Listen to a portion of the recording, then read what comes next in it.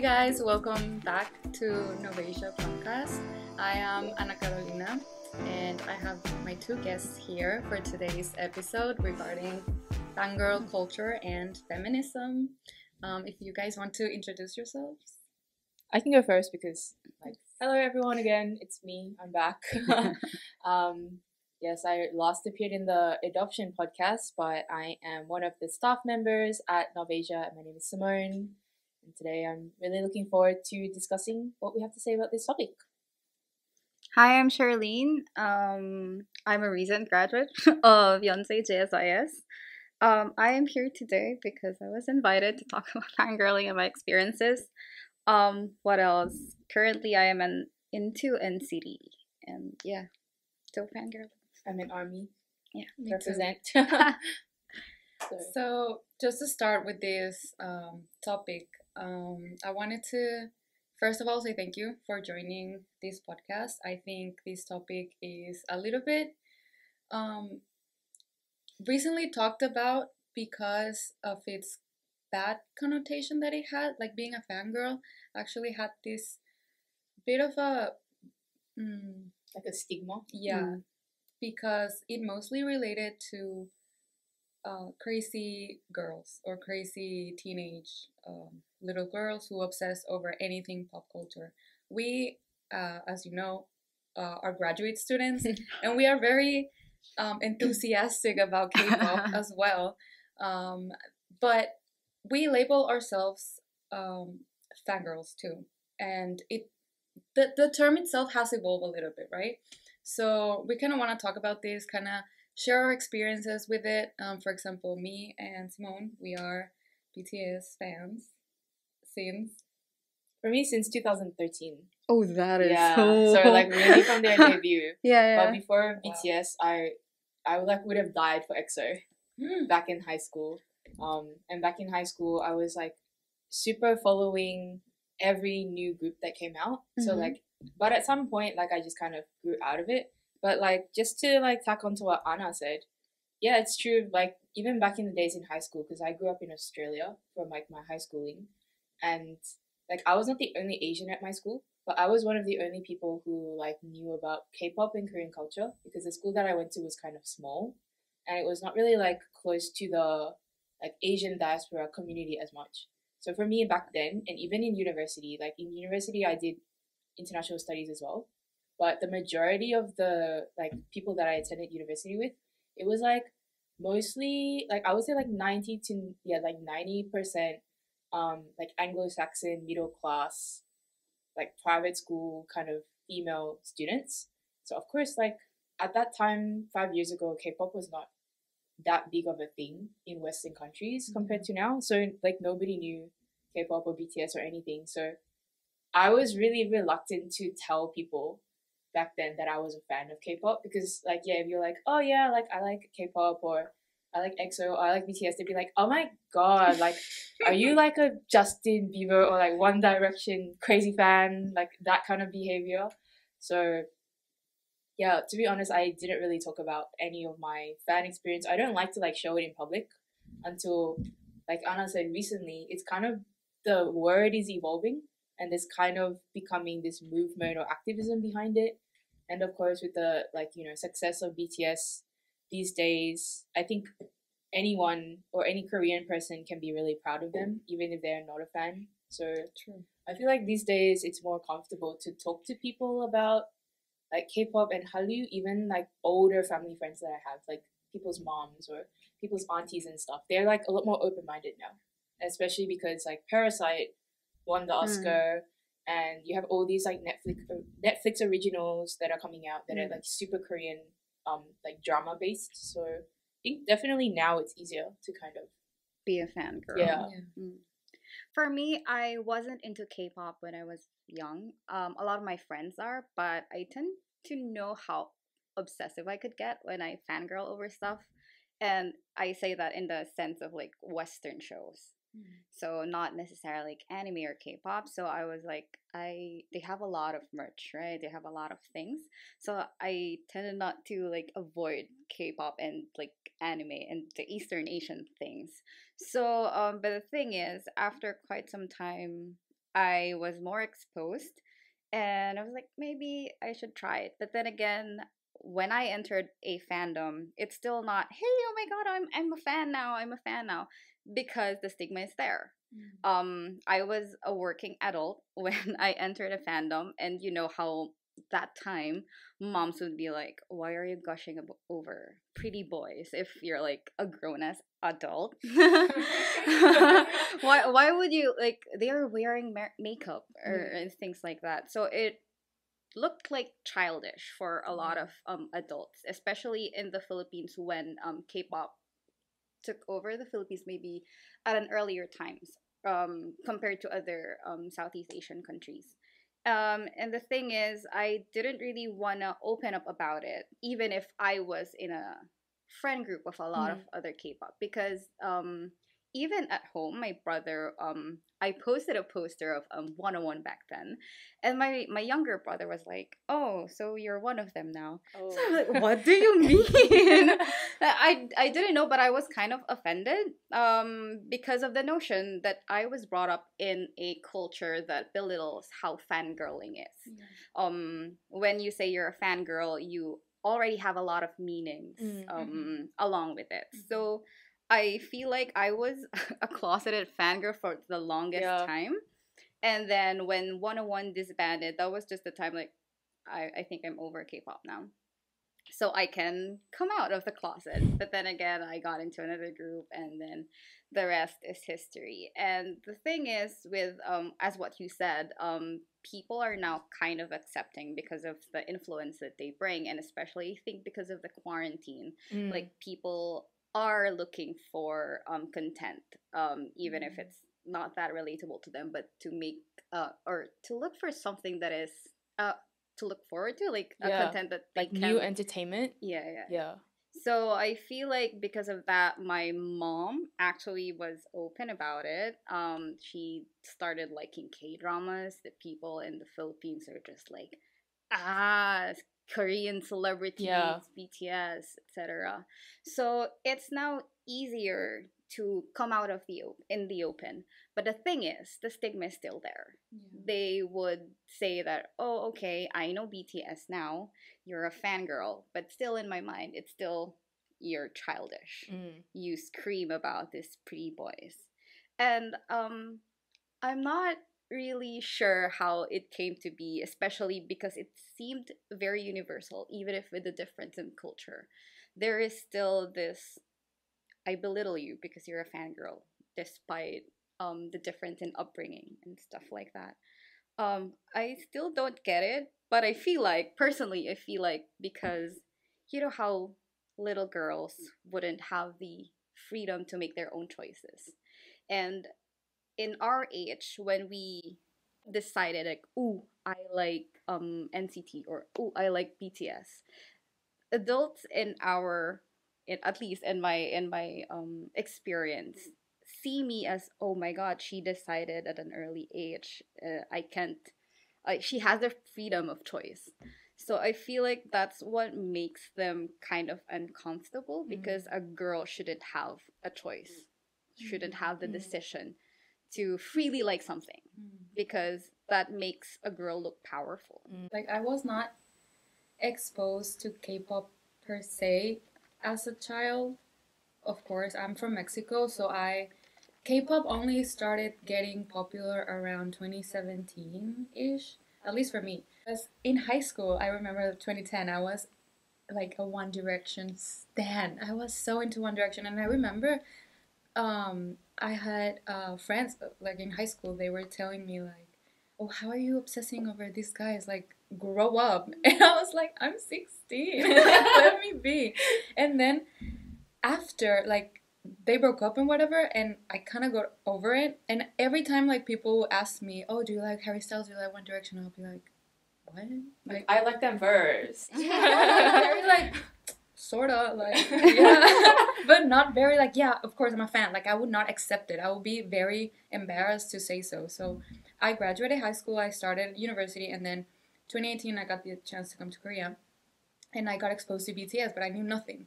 So in 2018, I was about 23, 24 years old. So I kind of like thought, why am I getting into this? I'm not 15 anymore.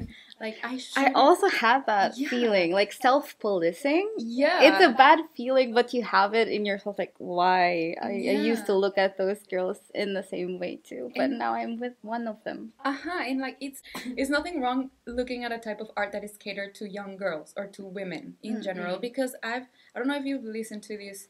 There's a popular TED talk about it, like about fangirling, and there's the girl with the shiny and she's saying like, oh, why no one says things about men or boys who are very into sports, because they're the same. Okay, like not even sports, like gaming. Oh, true. Or like Dungeons and Dragons or Overwatch or like League of Legends, right? Like these men usually spend like hours on their laptop or in their rooms or in like a PC bang. But that's kind of like a valued hobby or a valued profession when it's like, oh, cool, like, oh, you like gaming, that's really cool, like you could make a job out of this, you know. So it's like a lot more valued, and it feels like it's a lot more valued for the fact that it's like headed by men. Yeah, for sure. The thing I realized while you were saying your point is that it's because boys or men are expected to like games and stuff and sports. But for us girls, we're expected to be molded into the lady thing. And I guess that's what makes it the TED Talk girl said about something about the hysteria, right? Mm-hmm. And I feel like because girls aren't expected to have so much feelings about what they like, because we should obey our parents or what the society dictates us to do, I feel like that's where the disconnect comes from.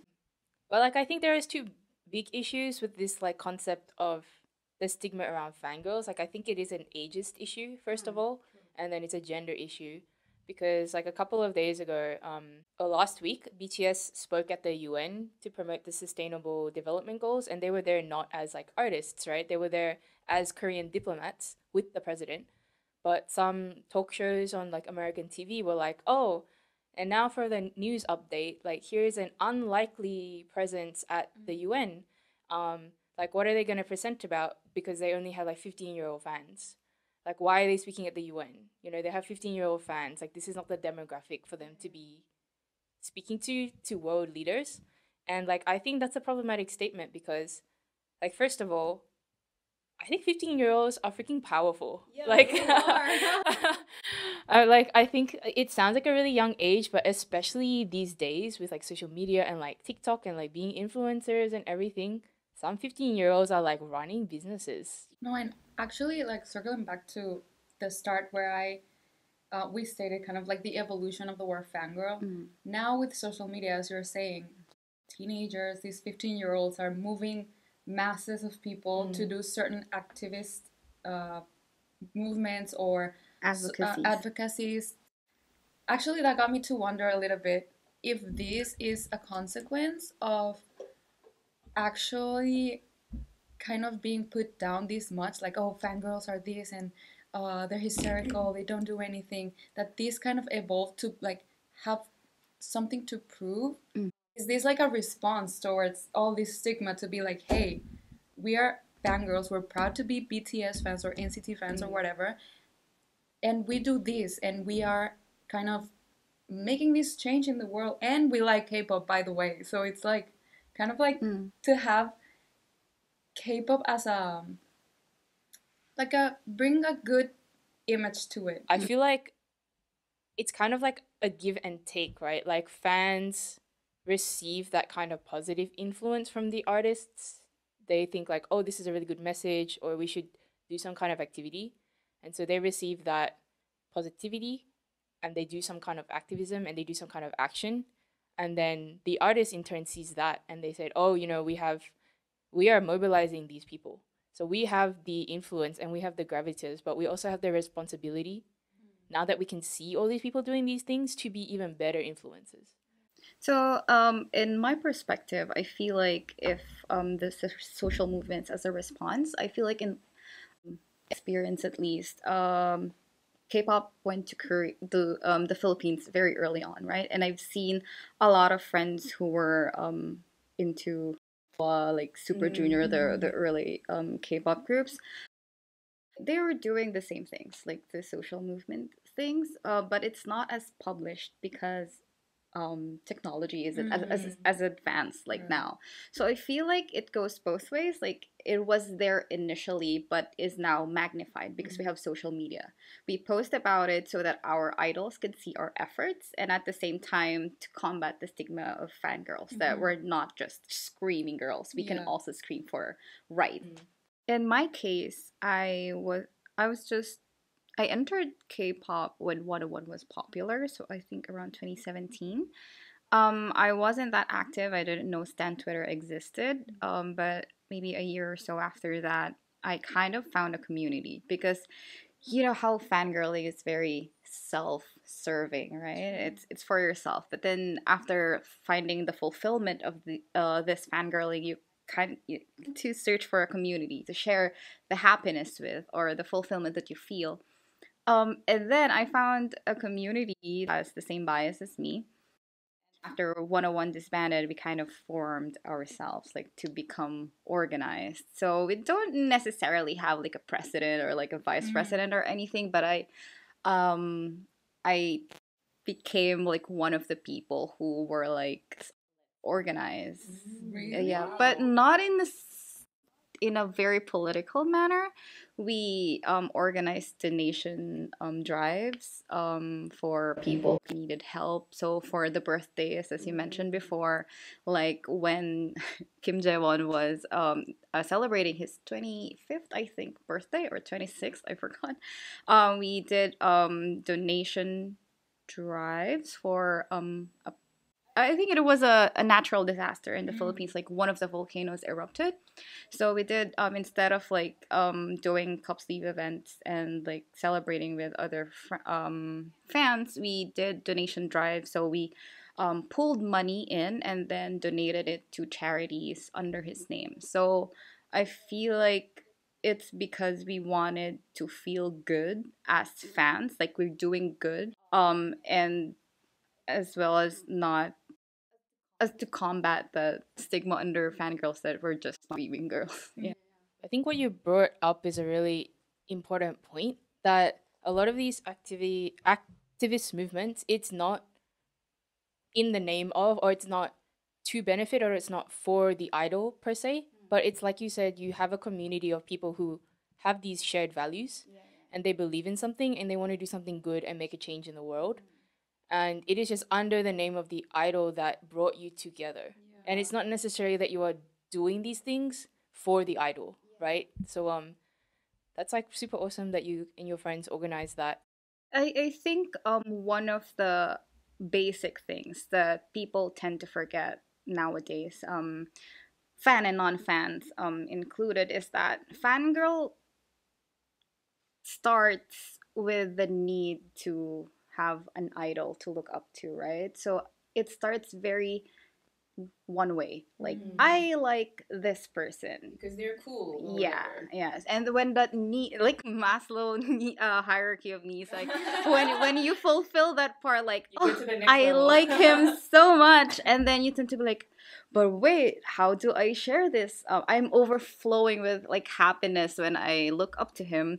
What do I do next? You find a community that actually shares the same excitement towards that group or like that idol.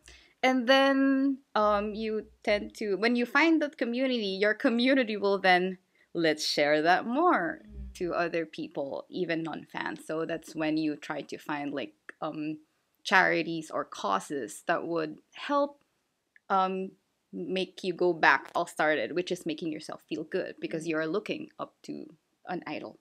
In line with our discussion from before, I tend to be very introspective when I got into K-pop. Like, I always ask myself about what does it say about me? Like, because you know that meme, like, am I this person? That meme, right? So every time I do something out of the ordinary, am I this type of person? I always ask that, am I this type of person? And the thing is, it doesn't I used to feel bad about it, like, oh, am I really fangirl? But then again, used I grew up. Ageist. I grew up to like that self, like that self, because I didn't accept it as a part of me, like the fangirling stuff. Yeah. I thought it was just like a phase.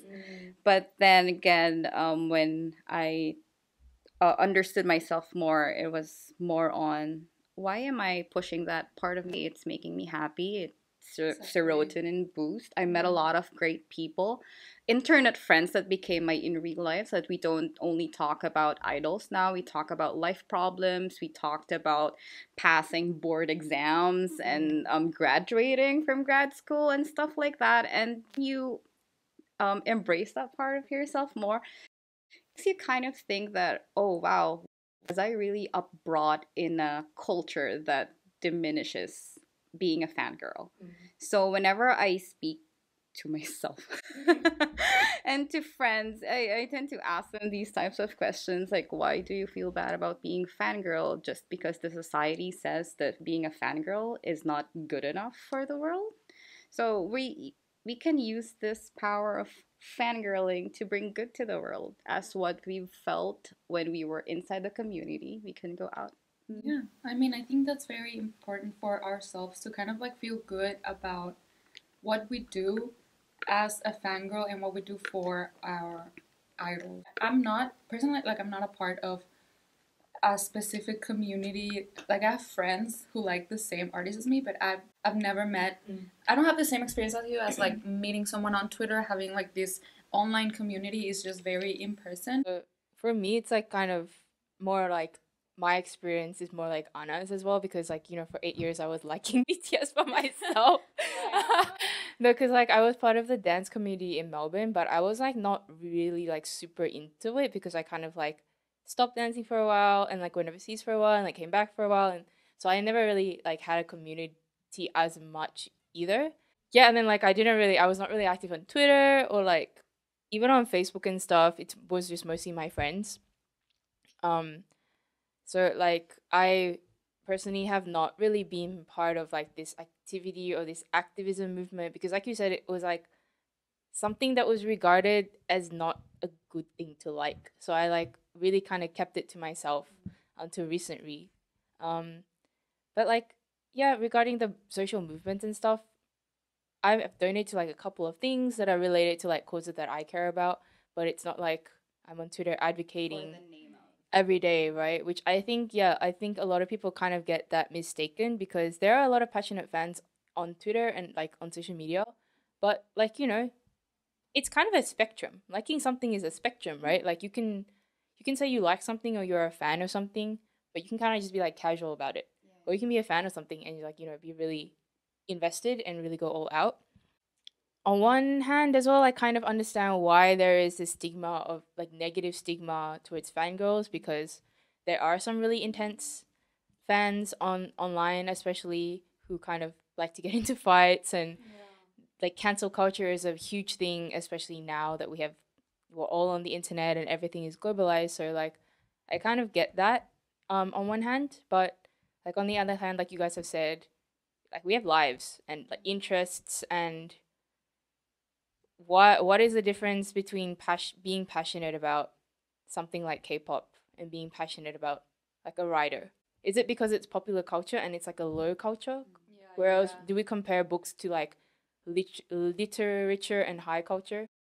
Uh, Maybe this is a very strong opinion, but maybe there is also this misalignment, um, or maybe prejudice that Western culture is more I was gonna up say the same. there, because I before I went to K-pop, I was a big fan of Doctor Who. I went to cosplays and stuff like that. I really like the show, and I really like a lot of because I studied broadcasting, right? So I was exposed to a lot of media things, and I really I got obsessed with a lot of Western media stuff. And I wasn't branded as a fangirl. But when you start talking to them and you're like, oh, but I also like NCT, and they'd start like, oh, K-pop. So they're like the boys who wear makeup.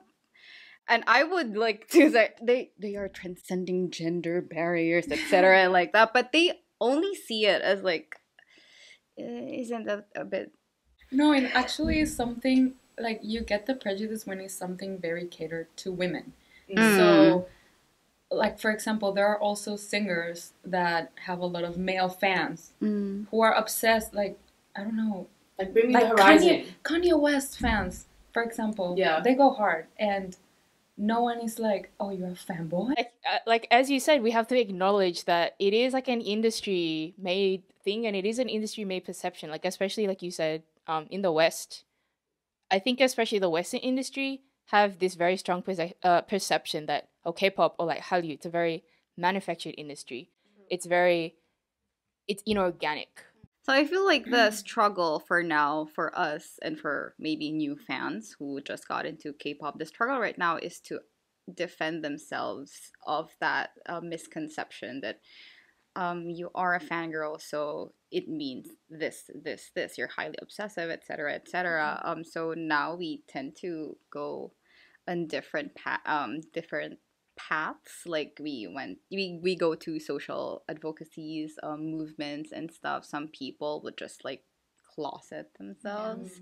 So we have different reactions to it. As you said, we have different ways to participate in the fandom. It could be like just a self thing, it could be like in a community thing, it could go beyond, but the thing remains, what remains is that fangirling still is a struggle. So we tend to keep to ourselves, to our fellow fangirls, because we kind of understand what it means. I mean, you like BTS, I like NCT, but we have the same feelings, right? So I feel like when I talk to friends who are not into K-pop, I try to make them understand that K-pop is a part of me, but that doesn't mean it defines my whole personality. So it's like a small dimension of things that you're interested in.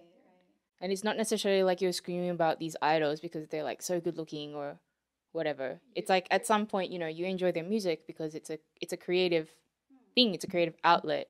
And it caters to your preferences. And even though you find them attractive or whatever, it is very on the surface. Like you like NCT for way more things than their looks, and we like BTS for a lot of different reasons, more than I like this person because he's handsome. Of course I got attracted to them in the first place, but then I was like, let me do my research. Name drop.